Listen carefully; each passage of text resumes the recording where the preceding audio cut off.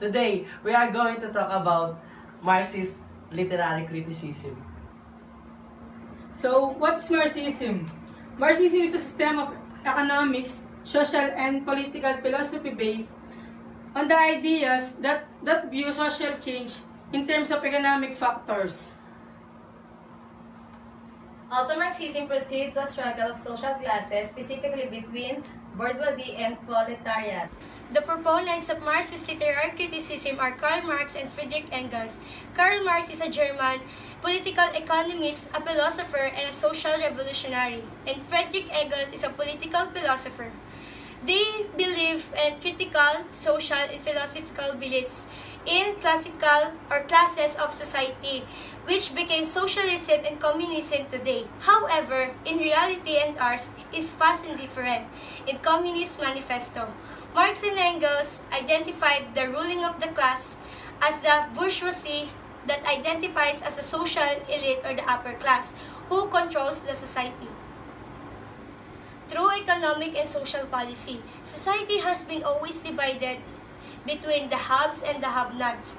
The opposite of the bourgeoisie is the proletariat.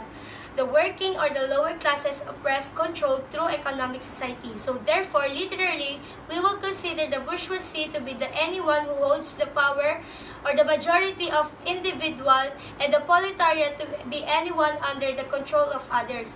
So all of the society, legal institutions, political, educational system, all religion and all arts, those who control the superstructure and who controls the society. Strength of Marxism as a theoretical one, in theory, it will be much more human way to run a society. It would be much better if we could have societies no one oppressed anyone else and where no one was poor. This is what Marxism promises. The weaknesses of Marxism, it does not seem to work into a real world. This is because it does not take into account the essential greediness and selfishness of the human being. So also one of the weakness of Marxism relies on the people to work just because they should and to forgo the ability to get rich from their efforts. Unfortunately, in the real world, this does not happen, and Marxist economies have always been efficient and unproductive. Shirley Jackson's The Lottery is a horrifying example of what happens when society can only distinguish two classes, specifically the downtrodden working class and the wealthy leader class. This is made clear through the characterization of the higher class, as well as the lower class, and the effects on social change due to the class differences. The story symbolizes an attack on capitalism. The story attacks the ideology and social order of the town. One Marxist explanation for the story lies in the symbol of the black dot made on a paper for the lottery. The black color of the dot represents evil that is linked to business, which in turn stands for capitalism. For example, Mr. Summers, who draws the dot, is involved in the coal business.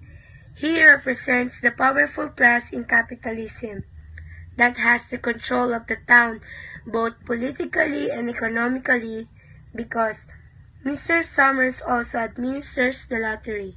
Moreover, the location of the lottery at the town square, between two buildings, the post office and the bank, represents the political and economic power of the government, and those in power such as Mr. Graves and Mr. Summers. The common people stand no chance against the capitalist order. The lottery is an old tradition that represents the rigidity of the capitalist society.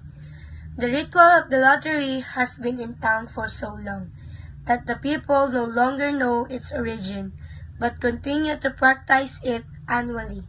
When some people suggest that other towns have abandoned the ritual, the old man rebukes them and says that the ritual must go on because it is tradition. The old man represents people in capitalist society who option for maintenance of the status quo.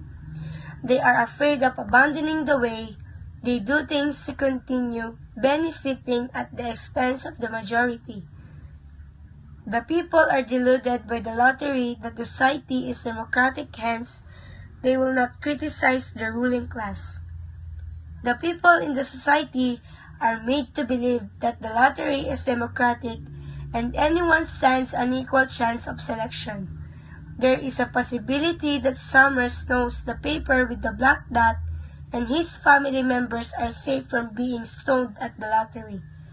Thus, we can say the lottery is an election for the powerful but a random selection for a common people. This story also depicts the social order in a capitalist society in which few powerful individuals control the rest of the society. For example, the powerful people in the lottery are Mr. Summers, Mr. Graves, the postmaster, and Mr. Martin, the grocer, respectively. These three individuals are powerful in the small town due to their position.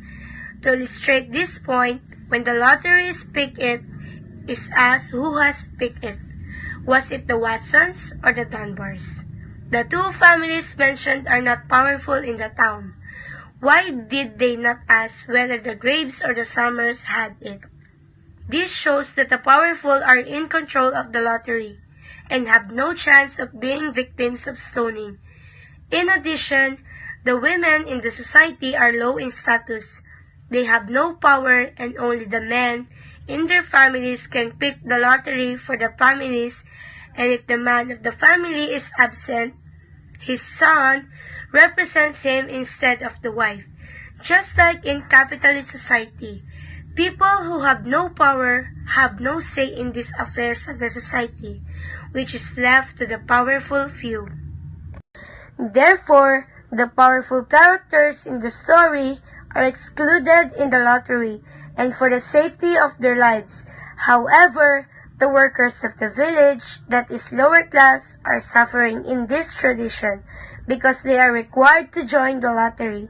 One factor that affects the lives of the characters is their ideology that one must be put to death every year to assure to have a good harvest. Conclusion, Marxist literary criticism can lead to a positive social change and awareness by identifying and analyzing the structure, ideologies, and economic factor inside and outside of the text. Gracias por ver! Thank you for watching! Dakal pong salamat kay Pamanalbe!